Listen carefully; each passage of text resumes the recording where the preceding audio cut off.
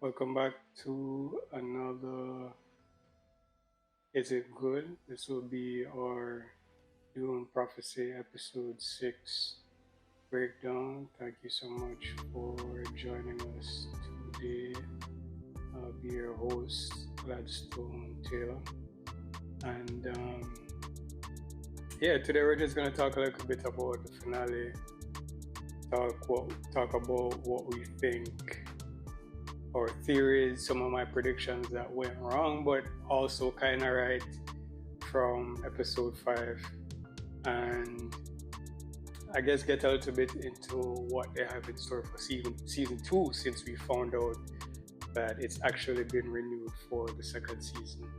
So let's get right into it. This episode was interesting. I had a lot of fun, interesting reveals. We had obviously Valia got infected by the disease. I know that's a strange place to start, but it really ties into this theme, or they're tying it into the theme that they've been kind of pushing since, the films, right? They've been pushing this theme since the films of fear is the mind killer. And we kind of see as Valia is infected, not only Valia, but also we had the doctor who was also a sister, who she tried to fight it but couldn't fight the virus. But we see Valia fight it, and we kind of see how she overcomes it. And we see that it is essentially something that's based in fear. But I started with Valia because I think it's interesting that my theory from last week, where she would essentially be the one that would be kind of in a dispute with her sister Tula, because of Desmond, and we kind of see that in the ending of the episode. But yeah, for the most part, I think what ends up happening is that Valia now has to decide, is she going to, after she conquers her fear, beats the virus, now she has to decide what she's going to do. Is she going to take this fight to this new person? Because we kind of see she delves into Desmond's memories. Somehow this virus and the way it behaves and the way it kind of attacks your fear center in the brain, I think it's linked somehow to Desmond's memories. And so in the moment when she defeats her fear, or when she allows her fear to kind of pass through her, quote unquote, we also see that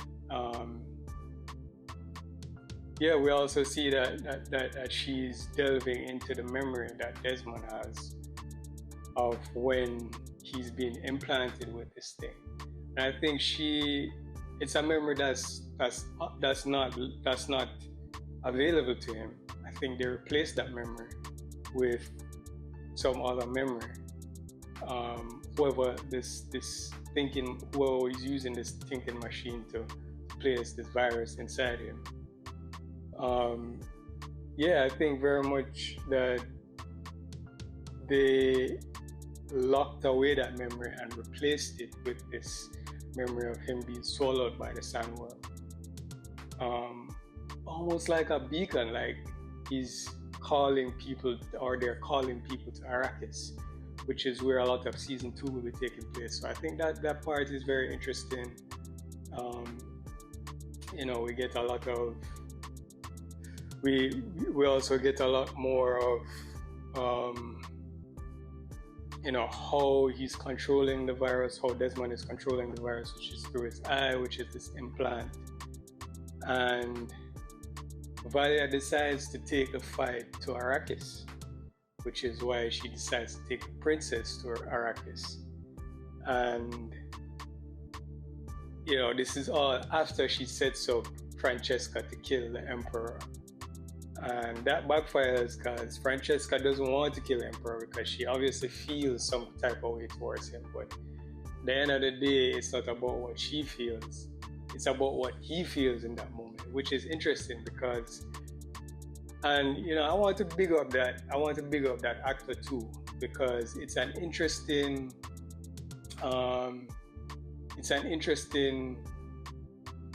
role that he gets to play here, right? Where he's like this emperor that's essentially all his life been a puppet, right? Either a puppet for the Bene Gesserit or a puppet for his family, And so we kind of see that. We kind of see him have that full circle moment where he's like, yo, nothing that I have done in my entire life has been of my own free will.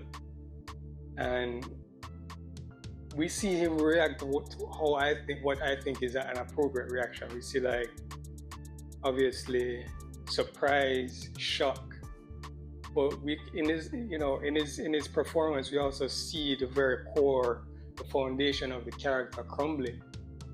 To the point where he's like, if I have had no control over anything, is this even my own life? And we see him resort to, and I remember while watching it, having that moment where it's like, bro, the only thing that you can do right now that's going to be within your control is you taking your own life, because they have already even set up someone to literally take your life. You feel me? So I know it's kind of dark, and he immediately goes to that very dark place, right? So we kind of see where he's like, yo, I literally don't have any freedom at all. And he makes that choice to take his own life. And I think partly it's convenient because I know his character is going to play Dumbledore on the upcoming HBO series, the upcoming Harry Potter HBO series. So, I think it's partly to kind of get him off the show, but also it makes sense, and for those who've read the Dune lore, I'm not sure that my guy here survives beyond, this time either anyway. So, yeah, I think that performance was really good. And throughout, we kind of also see that he's struggling with different things. He's struggling with feeling weak because, and this is something that I think is interesting because he reminded me a little bit of Viserys from House of Dragon, where he's the ruler that's trying to uphold peace and stability, but at the same time, it's a very thin line between being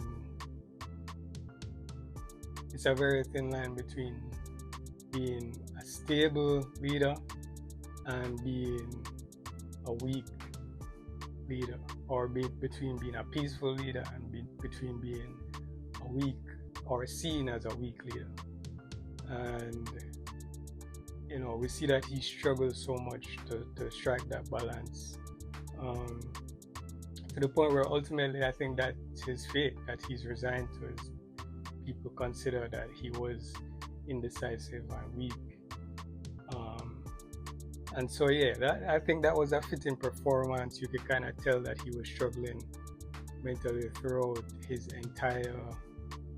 those final months or weeks or however long timeline the show was working with.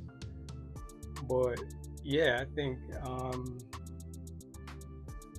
that was a good choice. To have him take him life was very dramatic in response to the revelation there.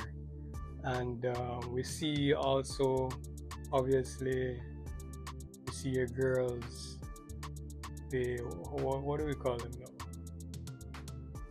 The Spice Girls. That's what Heavy Spoiler is calling them. The Bene Gesserit. We kind of see in this episode where, as Valia is out trying to rescue the princess, right, trying to, wrest control of her ultimate plan to put the princess on the throne. We also see, because the princess has been arrested in this episode, which, it makes sense too, because she was literally a part of the rebellion at a certain point. And I think she's aware of a lot too as a sister, and as a sister in training. So as Valia is off trying to save her, we also see the sisters here. We also kind of see Lily wake up, and she's controlled by Sister Dorothea, which is Raquel's daughter, who Valia used the voice on and forced her to kill herself. So we kind of see her take control of Lily or Lilia, and we see more of her faithful, who she kind of brings. She also brings to light the faithful who died, who Valia have killed and literally buried. You feel me? In the center of their little home there, which I don't think was a good idea. In retrospect, like, don't leave all the bodies, please, in one place, but in the same place that you live anyway. So, we see that happening. She's kind of taking control of the sisterhood in a sense, while Valia and Tula are gone. Because Tula now has set off and said, okay, let me try and see if I can save my son. You feel me? Now that she's found out that it's her son who's carrying this virus and killing these people, killing these sisters, right? So now she's like, alright, flying out, trying to see what's going on. Valia is also already on Solusa Secundo. She's telling the Emperor in this moment, we organized your entire life. Everything has been our plan. You're a puppet. She's telling him this while sitting on the throne in an attempt to get arrested. So as she gets arrested, she's on Solusa Secundo. Tula is flying there as well, and so they've left the sisterhood essentially vulnerable. And now Dorothea swoops in for control of Lilia and says, alright, this is it, you guys aren't here, I'm taking over. And she does just that. So now as Tula arrives, she's seeing where Valia's plan to rescue the princess has gone somewhat well, right? So now the princess and the Atreides are escaping, but Valia herself isn't there, and Tula notices this. So she goes in search of her sister. She hears these ancestral voices, which I think all of them are hearing. Like, they're all Reverend Mothers. They've all taken this kind of solution, the thing that Paul takes in the film, that links them to their past DNA, their DNA and their past ancestors. And so I think the butt of that joke is they're always kind of hearing them in the back of their heads, but they're so powerful that they can suppress them, right? Now, Lilia has not been able to do that, but the joke behind it for Valia and Tula is that they're Harkonnen, and so all of their ancestors essentially hate Valia, but for some reason they end up whispering to Tula, go find your sister, and so she goes to find Valia. But as she arrives, it's too late because Desmond has already begun the frying, the barbecue. You feel me? because Valia stayed behind to face him by herself, which he came with troops, which didn't make any sense because she used the voice, control them. He killed them, he resisted the voice, and then he began his barbecuing of her. And, you know, she's struggling. I think she passes out. You know, I think she passes out, and he kind of falls to the ground as well, because he already has an injury. You know, the face stealer stabs him, right? Face stealer, right? I'm saying face stealer like this is Avatar. The what do they call them on the show? Let's just call him a face stealer, right? So she stabs him, which is Theodora, Sister Theodora, as she's being called, which is my black sister in there. I think she plays a fairly decent role. Really, I think that's an interesting performance, you know, of someone who's literally having to like go through the pain of changing their body. And so she does it a couple times in the show. I think it's a good limitation they put on that power, that transformation power. Like, okay, it's not magic, it's a biological thing, and it does actually hurt. Right now, she tries to kill Desmond, but you know, I don't know why she misses her mark, and so he's weak. And in the moment that he's trying to fry Valia, he also, I guess, collapses. They both collapse on the floor, and this is where Tula comes in, and she helps Valia. She talks Valia essentially through the virus, because she's realized that it's a virus that's attacking the fear center, and that force doesn't work against it. And so she's there, she's like, yo, you gotta fight it another way. And obviously she fights it, she comes to, and she's about to kill Desmond. And obviously Tula has to reveal Desmond is her son, and Valia feels betrayed. So this is where my theory comes in, right? Where Desmond is essentially beginning to drive a wedge between Tula and Valia. Now this, like, their dynamic is very, very, very important to the show. I want you guys to pay attention, because Tula actually says it in the episode, and I said it in my previous theory video, where I said, look, Desmond is going to drive a wedge between their perfect dynamic, and I think their dynamic is perfect. Their dynamic is essentially perfect because they are both the same. And in the episode before the theory video I did, I said, look, in that episode, if you guys go back and check that episode, you'll see where they kind of play up Valia's cruelty. They play up her willingness to do what she wants, essentially, and do what it takes also. And that ends up being like the front of that, ends up being the first 2/3 of that episode. But what they do they have Tula's reveal of killing the entire Atreides house, sparing only one. They have that essentially being the punchline or the secret reveal.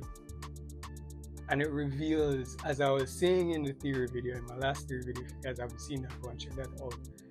They are not different. They are the same. They are both willing to do what it takes, no matter how cruel it is, to get what they want. And we see Tula admit that in this episode. You know, she's like, listen, Valia, we're both the same. We're both wolves, you know. And that was such a big moment for me in that, because to see her character actually admit it, you know, was just so, you know, chef's kiss, you know, master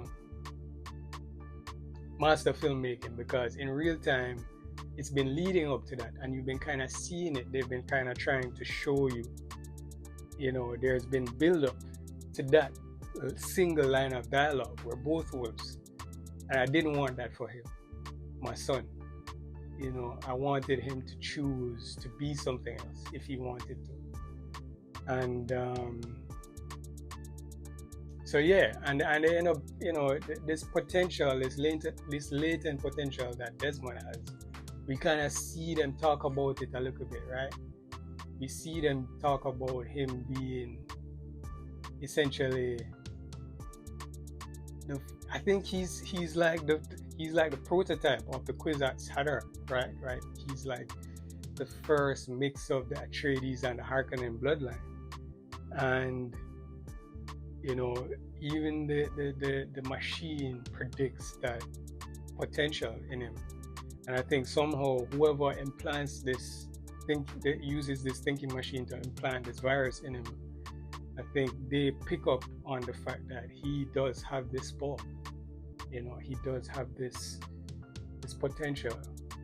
And something I've been thinking as well, a big theory for Desmond here, is that he is actually carrying the virus, like he's actively carrying the virus.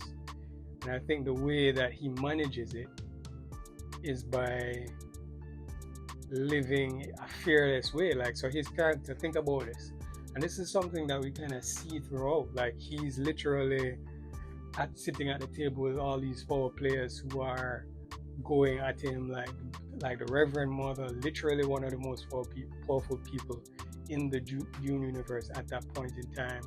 Princess, you feel me? Even the Emperor at a certain point is like challenging him, and we see him like in this utterly fearless mode. And now we're seeing why, because he's had to discard his fear in order to live with this virus, in a sense. And yeah, so we kind of see where most of his mannerism is coming from. He is very tortured, essentially. But we also see that my theory before about the, you know, later Atreides being the one that's looking back and kind of being his benefactor, that may not be the case. We might actually have someone in the present time where this series is occurring. We might actually have someone from that time that's the one that's the enemy of the Bene Gesserit. And so for those who read the books, we know that there are a lot of different houses, a lot of different factions and groups that could end up being, you know, Desmond's benefactor. And so we're looking forward to seeing that they've set up a lot. They've set up so much for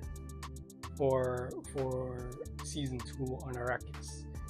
And I think that's where a lot of the setting up is going to happen for what takes place in the films as well, with Paul Atreides,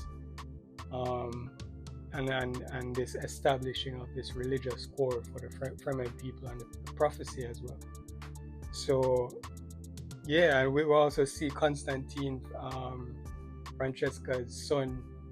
He's already shipped off to Arrakis. And now we see Valia and the princess and the Atreides also being shipped off, or choosing to go to Arrakis. And so I think now that the Emperor is dead, you're gonna have that funeral proceeding, and we're gonna see that the Empress is essentially in control.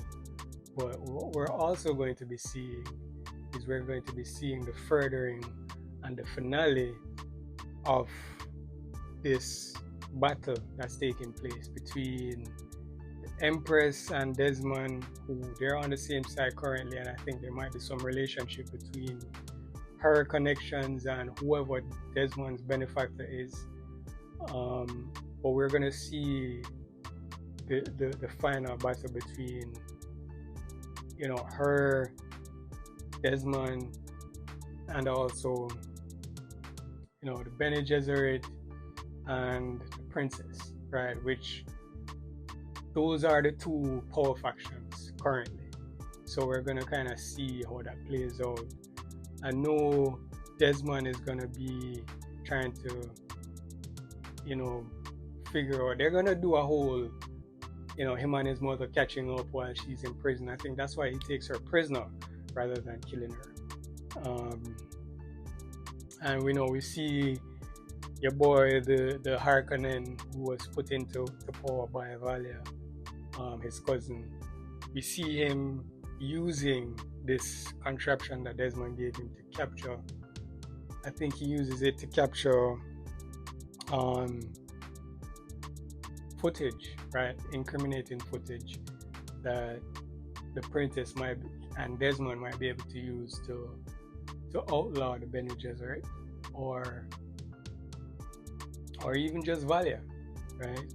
So I think Valia might end up leaving. I think she might end up, as she says, fighting from the shadows. So I think she might end up doing that. That might be a foreshadowing, fighting from the shadows, just like her enemy, right? And that's a part of why she's going to Arrakis, because I think she knows that he's there. And so, yeah, see, it's been renewed for season 2. Definitely one of the better series out. Is it good? It's good. This episode, really good.